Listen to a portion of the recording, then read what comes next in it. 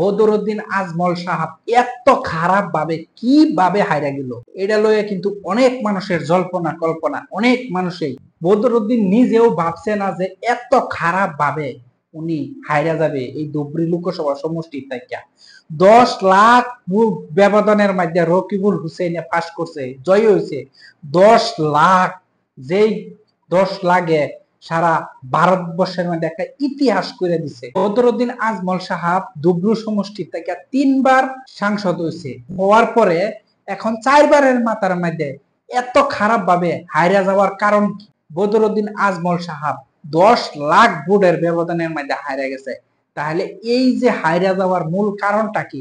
এই কারণটাই আজকে আমি রিসার্চ করে আমি আমার নিজের অভিজ্ঞতা থাকিয়া 2-4টা কথা কইবার চাইতে চাইনার লগে হয়তো আপনারা লগে মিলতেও পারে। কি কারণে এই বদরুদ্দিন আজমল সাহাবে এত খারাপ ভাবে হাইরা গেছে? তাহলে আমরা বিভিন্ন সময়ের মধ্যে মানুষের আপদ বিপদ, কেউই পড়তে পারতেছে না, উনা কলেজ খুলে রাখছে, নেহারে ভর্তি করে রাখতে পারে। কেউই রোগী অসহায়, তার চিকিৎসার সহায় সহযোগিতা করতেছে। কেউ ঘর বাড়ি নাই, ঘর বাড়ি বেঁধে দিতেছে।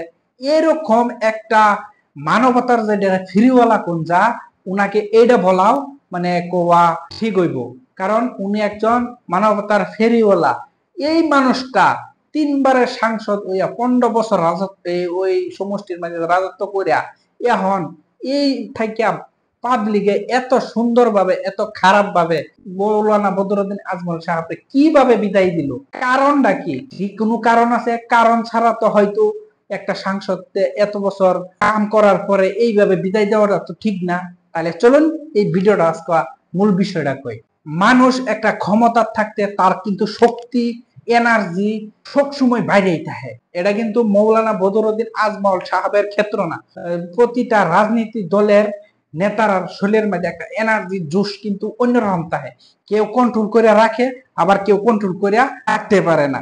যারা কন্ট্রোল করে রাখে, যে কোনো নেতাই যদি একটু নর্ম ভদ্র ভাবে একটু যে বস্তুটা এইটা যে একটু লো হয়ে থাকে, তাহলে কিন্তু এই নেতার খুব একটা সুন্দর দেখা যায়।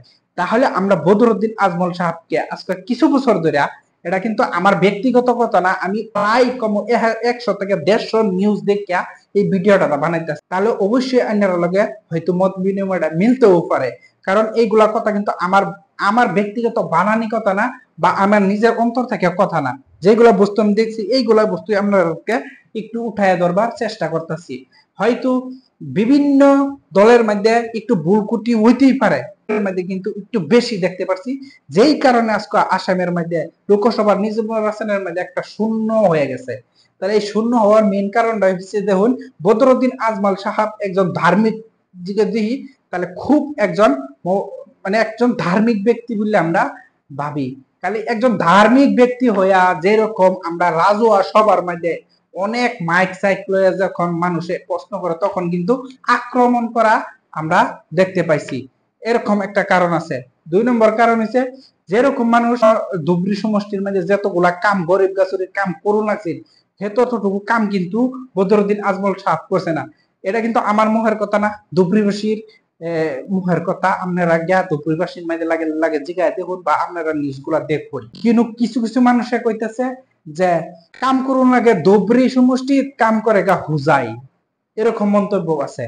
আরো কিছুগুলা মন্তব্য আছে যে সাম্প্রদায়িক মন্তব্য, অবশ্যই করে সাম্প্রদায়িক মন্তব্য। বদরুদ্দিন আজমল সাহেব কিছুদিন আগে কি কইছে যে মুসলমান যুবকে সামনে দিয়া যদি কোনো সেরান বা কোনো বেটান যদি যায়, তাহলে মুসলমান সেরানের রক্ত তেজ গরম হয়ে যায়। তাহলে এরকম মন্তব্য একটা নেতার ক্ষেত্রে শোভা পায় না। হয়তো এটা থেকে অনেক কিছু একটা রিয়াকশন পাইছে মানুষের। তাহলে এর থেকে মানুষ অনেক একটা উনাকে আক্রমণ করে বা কটাক্ত করে কথা কইছে। কিছুদিন আগে নির্বাচনের সময়ের মধ্যে কিছুগুলা সভা করছে, সবার মধ্যেও কমিটির মানুষের এইভাবে থাপ্পুর মারাও আমরা দেখতে পাচ্ছি। তাহলে এইরকম একজন নেতা, একজন শক্তিশালী নেতা, একজন মানবতার ফেরওয়ালা মানুষে যদি মানুষের লগে এরকম বেশিগুলা একটু একটু আমরা দেখতে পাচ্ছি। বদরুদ্দিন আজমল সাহাব একজন, যে আমরা যদি ধন সম্পদের দিকে কথা বলি, তাহলে ওনার ব্যবসা বাণিজ্যের দিকে যদি কথা বলি, তাহলে সারা রাত বা কথা কইলেও শেষ হইতো না। অনেক লম্বা কাহিনী। তাহলে আমরা এতটুক বলতে চাই যে ধুবড়ী সমষ্টি থেকে যে বিদায় লইছে, এত ভোটের ব্যবধানের মাঝে যে বিদায় লইছে, 3বারের সাংসদ এইভাবে বিদায় লওয়াটা কি কতটা কষ্টকর কথা, ঠিক না? তাহলে নিশ্চয় বদরুদ্দিন আজমল সাহাবে নিজে ভুল স্বীকার করতে লাগবো যে ধুবড়ী সমষ্টির মাঝে যতটুক রাইজের কাম করুন আছিল, অবশেষে অতটা কাম করছে না। আর মানুষের যেহেতু আর একজন ধার্মিক মানুষে যে কিছুগুলা বাক্য শব্দ ব্যবহার করছে, এইগুলা কিন্তু বদরুদ্দিন আজমল সাহাবের ক্ষেত্রে কিন্তু এইগুলা বাক্য শব্দগুলা কিন্তু একেবারে শোভা পাইছে না। এর থেকেও কিন্তু বদরুদ্দিন আজমল সাহাবে রাজনীতির ক্ষেত্রে কিন্তু অনেক প্রভাব পালাইছে। তাহলে এই দিকেও কিন্তু আমরা দেখতে পাই যে বদরুদ্দিন আজমল সাহাবের কিছুগুলা অ্যাটিটিউড, কিছুগুলা এনার্জি, কিছুগুলা বাক্য ব্যবহার বা কিছুগুলা মুড দেখেও কিন্তু অনেক মানুষ পরিবর্তন হয়ে গেছে, এই দলের থেকে অনেক মানুষ সরে গেছে। কারণ একজন রাজনীতি নেতার শরীরের মধ্যে একটা নম্র ভদ্রতা সবসময় থাকা দরকার। এই বস্তুটা কিন্তু বদরুদ্দিন আজমল সাহেব কিন্তু সবসময় একটা কন্ট্রোলের মধ্যে থাকে না। যে কোনো সময়ের মধ্যে সাম্প্রদায়িক মন্তব্য করছে, কোনো সময় ভালা কাম করছে, আবার কোনো সময় সহায় সহযোগিতা। আমরা বিভিন্ন ক্ষেত্রের মধ্যে দেখতেছি যে সহায় সহযোগিতার মধ্যে নাম্বার 1 থাকলে বদরুদ্দিন আজমল সাহাব আছে।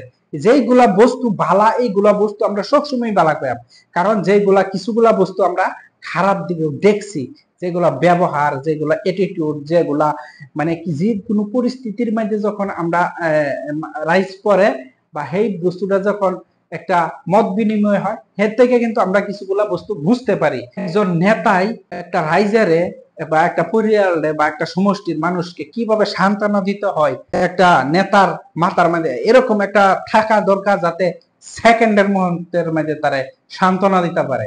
তাহলে এইগুলা বস্তু কিন্তু বদরুদ্দিন আজমল সাহেবের ভিতরে আছে, আবার কোনো সময় নাইকে হয়ে যায়।